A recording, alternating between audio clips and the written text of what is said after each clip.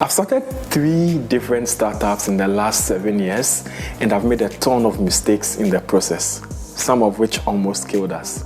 In this video, I will share the top 6 mistakes I made and the lessons I learned so that you can avoid these mistakes too. Coming up right now.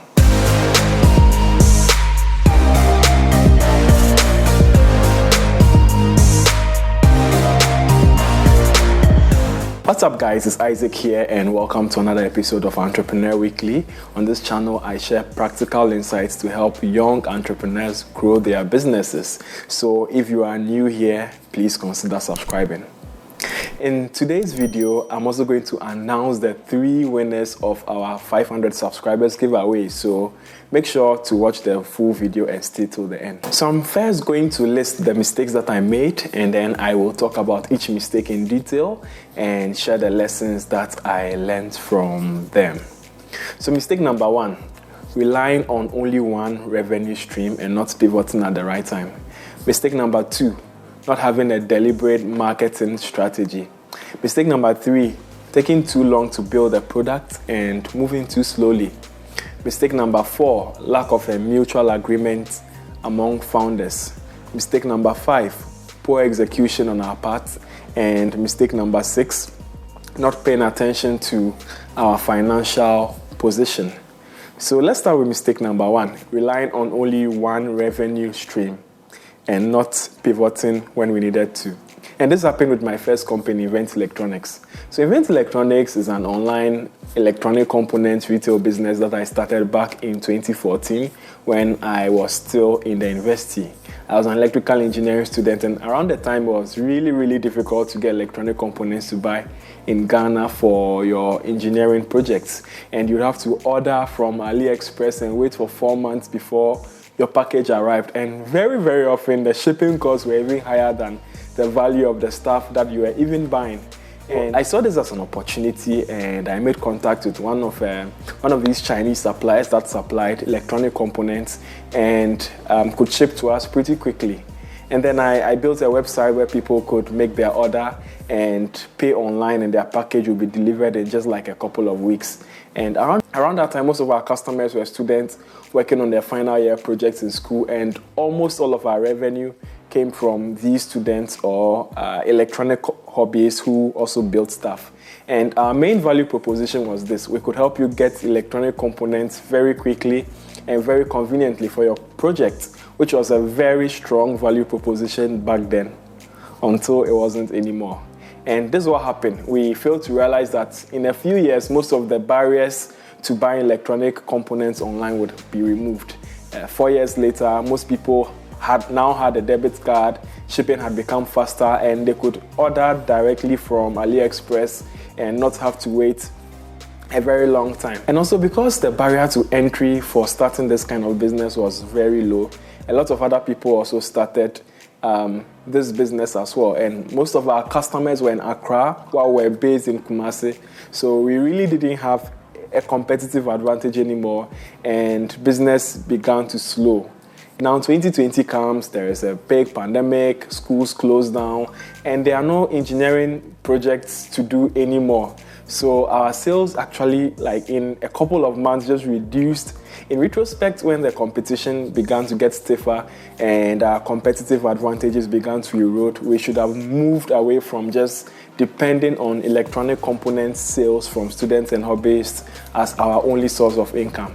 We should have pivoted or changed our business model or added new revenue streams.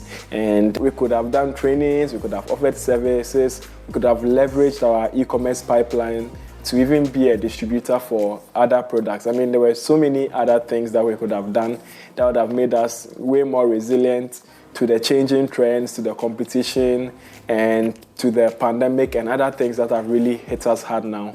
So there are a few lessons to learn from here. The first one is that it's very important to be conscious of new trends and changes in the marketplace and other external factors that can actually impact your business so that you can quickly adjust or pivot before things actually become bad. And it's also very important to not put all of your income generating eggs in only one basket. Multiple revenue streams are important, and they can help cushion you against poor sales and make you resilient towards things like a pandemic. So moving on to the second mistake I made with event electronics, it was the lack of the deliberate marketing strategy.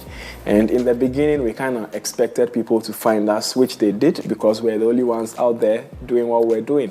And we made very little attempts to go find people. We're not very aggressive with our marketing. We didn't have a deliberate plan or strategy. So while we're making sales, our revenues really didn't grow consistently.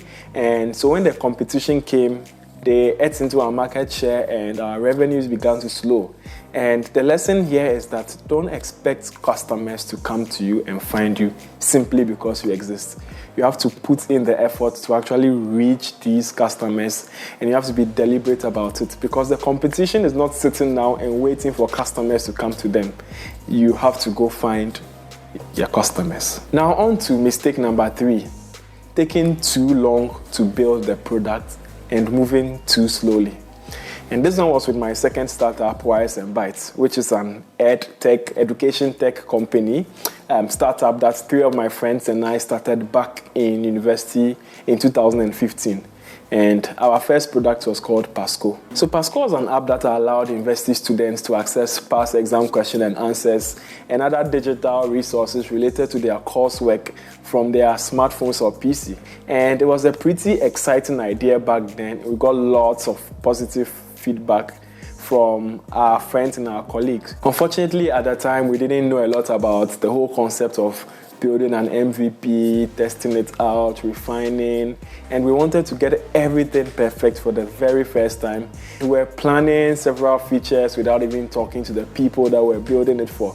So we kept building and building and building without even testing the app out with students and our classmates. By the time we're done building the first version, we had lost a lot of motivation along the way because things had just progressed too slowly.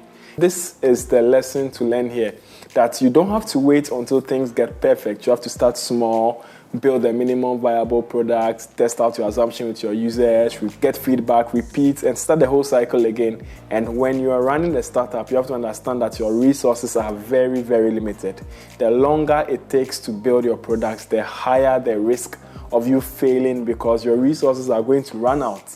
And that's just the truth. So my fourth mistake, which was still with Wires and Bytes, which was the lack of a mutual understanding between us co-founders on the direction of the company. Like I mentioned earlier, we started the company while we're all still students in the university.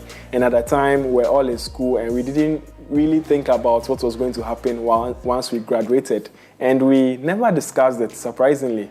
So when we graduated, one of my co-founders decided to join MEST, which was a technology school for people that wanted to start software startups. And then he tried to convince us to come along because he felt like it would be a place where we could all be at one place and work together on Pasco and still receive a monthly stipend. And it was going to make us work fast. But the rest of us were not very willing to come because we're also doing other things. And remember, I was still running event electronics around that time, and I really wasn't willing to leave everything behind and move to Accra to go to MEST. And our other co-founder also had decided to go do his national service with a government IT agency. So we couldn't agree on the direction forward. And in retrospect, us all coming together and going to MEST would have made us more successful.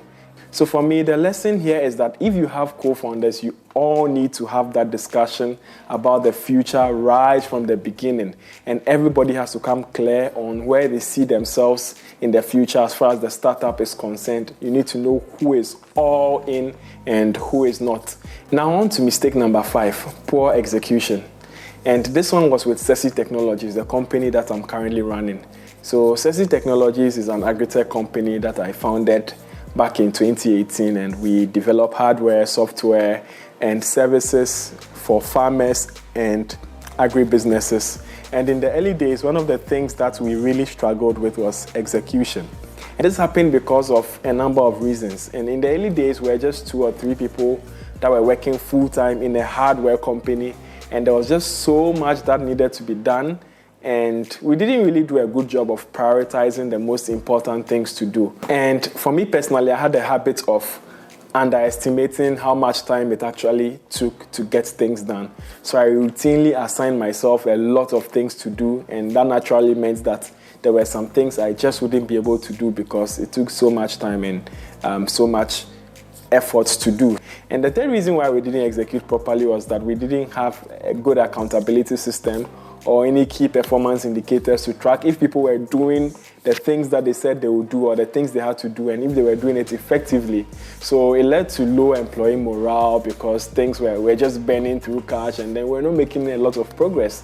But fortunately, we worked through the problems and things really improved. And the lesson here is that execution is really, really important if you're going to survive as a company. You can't just sit there and not get things done. Eventually, you're going to burn through all of your cash and your company will die, and your most ambitious people or your most ambitious employees will leave because they are demoralized. So it's important to have a way of measuring both the performance of the team and the performance of the company against well-defined indicators and establishing a way to hold people accountable for the things that they have to do.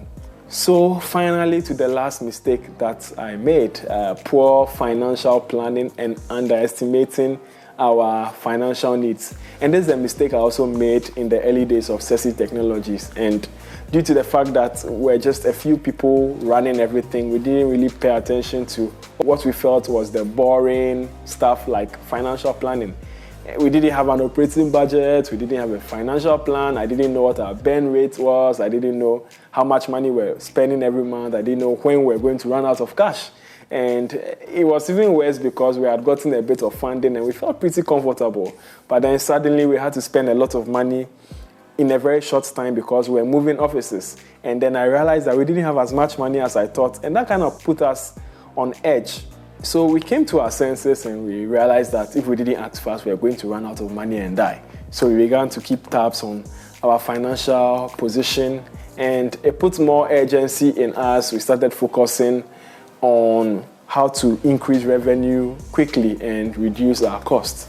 So the lesson here is that even though things related to finances may seem very boring and not as exciting as building your product and selling the product, money is actually the blood of your company. And if you run a startup, it could take a while before you even start making money, and even longer for you to break even and become profitable, which means that you have to figure out how to keep the company running and keep the company alive while you work towards profitability. And if you are keeping tabs on your financial position, you better know how to manage your financial resources and make better financial decisions. Alright guys, so that's been so much information, and I hope it helps you to avoid the mistakes that I made. So question of the day: what mistakes have you made in your own business and what lessons have you learned from them? Let me know in the comments below. Okay guys, so as you have probably noticed, we've just crossed 500 subscribers now. Yay! Thank you so much for your support, and it's time for me to announce the winners of the giveaway that I announced a few weeks back. And I'm going to be providing one-on-one business advice to each of these winners that entered the giveaway. So drum roll in no particular order. The first winner is Reginald Nyaku, who is starting a home automation business in Ghana. And the second winner is Nancy Ajimine, who is a freelance brand identity designer from Belgium. And the third winner is Tafara Gwanongotsa from Zimbabwe, who is into farming and horticulture. So I'll be reaching out to each of you guys and we can schedule the meeting. I received 22 entries in all, and it was actually difficult picking up the top 3. So I've decided to do a general Zoom hangout with everybody that entered the giveaway so that I can answer as many of your questions as I can, and so that everybody can actually, benefit from this. So I'm going to reach out to all of you by email. Once again, thank you so much for your support. I have another giveaway planned at 1,000 subscribers. So keep watching, keep liking, keep commenting on the video. And if you like this video, don't forget to subscribe. So on this note, take care, stay awesome, and see you next week.